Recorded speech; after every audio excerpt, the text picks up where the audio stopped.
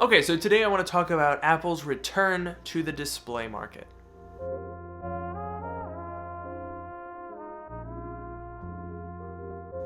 So a couple of years ago, Apple discontinued its Thunderbolt cinema displays, much to the dismay of a lot of people, and it kind of marked the end, or at least the temporary pause of a good long time of making displays. Apple was very well known for making displays all through the 2000s. They had very high quality displays, and they were kind of on the forefront of pushing extra pixels, larger displays for many, many years.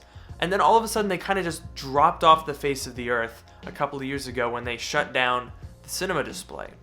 However, the rumor is that they'll be making a comeback, probably in 2019, because 2018 seems pretty much done at this point. But for 2019, the rumor is that we're going to see a return of Apple to the standalone display market. And I think that there's going to be two very interesting products. So the first one is the one that a lot of people are talking about, which is an 8K display.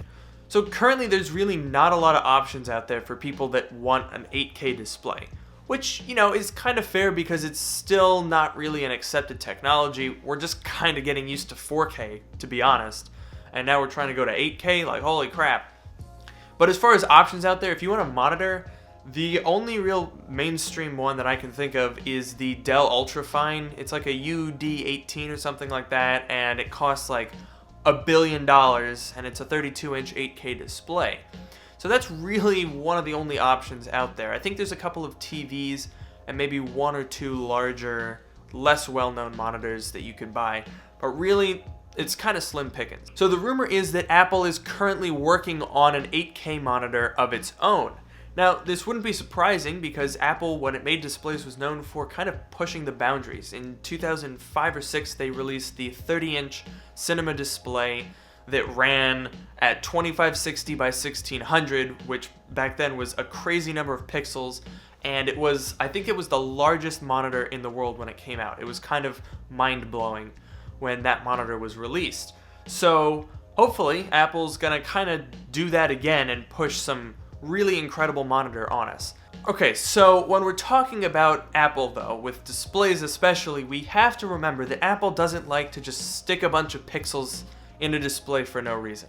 They are very particular about not only their resolution, but more importantly, their pixel density. So basically the relation between the size of the display and the resolution of the display. So if we look at the Retina MacBook Pro, when that came out in 2012 with a resolution of 2880 by 1800, it was the highest resolution in the world. And it hasn't changed. You can get there's literally dozens of PC laptops that you can get with 4K displays now. Even on like 13-inch Dell XPSs, you can get a 4K display. But you cannot get anything above 2880 by 1800 on a MacBook Pro. And that's because they don't really care about pixels for pixels' sake. Now, personally, I would like to see 4K on a MacBook Pro, but Apple argues that beyond about 220 pixels per inch on the Mac and 320 on the iPhone, they really don't think that it's important to get those extra pixels. So that's why even if you look on the 27-inch iMac with the 5K display, it also has about 220 pixels per inch, because they have a very specific target in mind. So with that being said, an 8K display would be pretty big. We're talking probably around 43 inches or so, roughly. So if this is going to happen, it's gonna be huge, because they don't really want to just make an unnecessarily dense amount of pixels, or at least in their mind. Now obviously a 43-inch 8K monitor isn't gonna come cheap. So my best guess would be that they're gonna market this with the Mac Pro, which is supposed to be redesigned this year. I imagine that thing is gonna have dual graphics cards, which is gonna be nice for pushing out 8K displays. So I think those will probably come next year, if not together, probably pretty close. And the 8K display is definitely going to be marketed for the Mac Pro.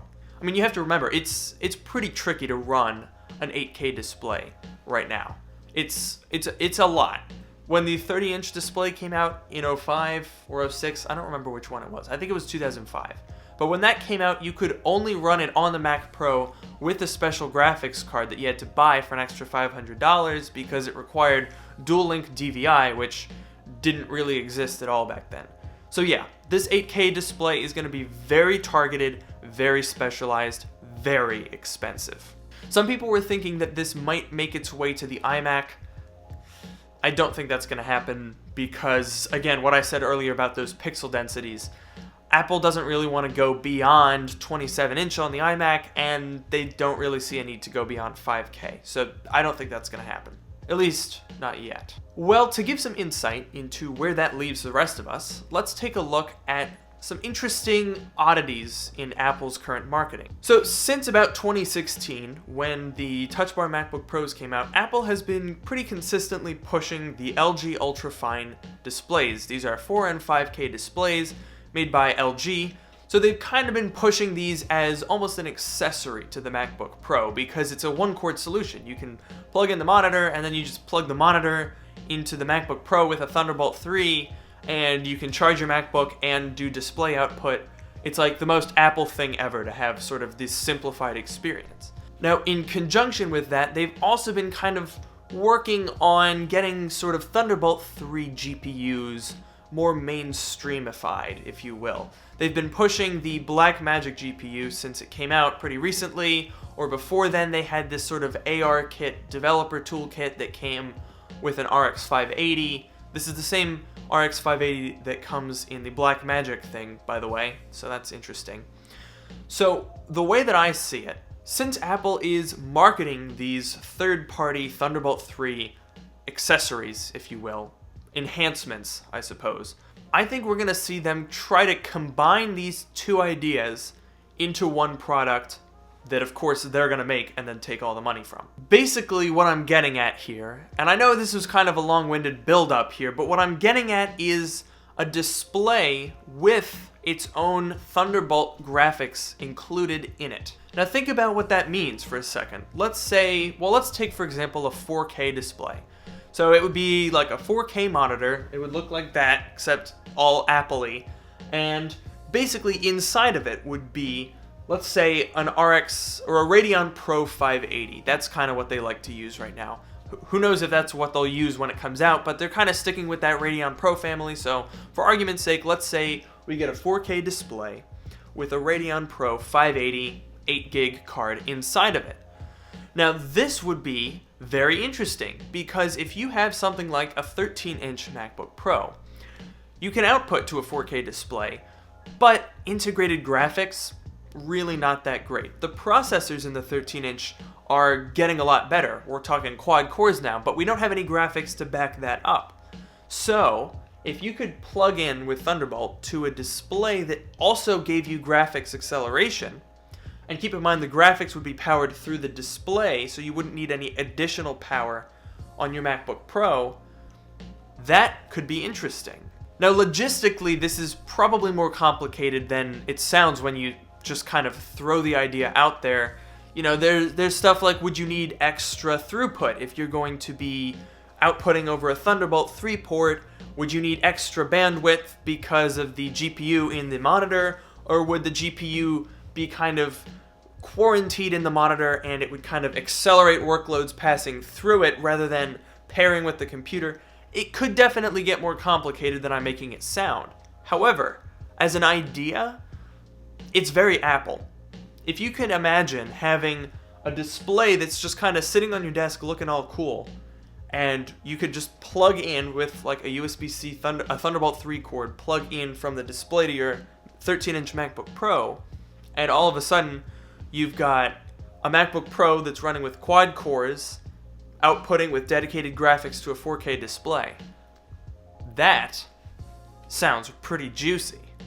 That would be very, very handy because then you'd maintain sort of the thin and light versatility of a MacBook Pro and the portability, and it would not be very tricky at all to just hook it up to your display with one cord, and all of a sudden you've got an editing workstation. You've got a graphic design station. I think that would be just a fantastic product. I don't know if I would use it myself personally because the Apple products that I use really have dedicated graphics already, so I'm not sure how much extra use I would get out of a display that also had a graphics card in it. However, one other reason why I think this is seeming more likely is there's a lot of rumors right now that the Mac Mini is going to get updated to be more sort of entry-level Pro type situation. Now, most likely what that means is quad-core processors, which is not surprising and is definitely late. It's overdue. The Mac Mini should have had quad cores a long time ago. But that would be a similar situation to the 13-inch MacBook Pro. You'd have SSDs, your RAM, your quad-core processor in the Mac Mini, and then instead of putting graphics in this little Mac Mini, the graphics would live in the display. So one way that you can think about it is it's kind of like the inverse of the Microsoft Surface Book.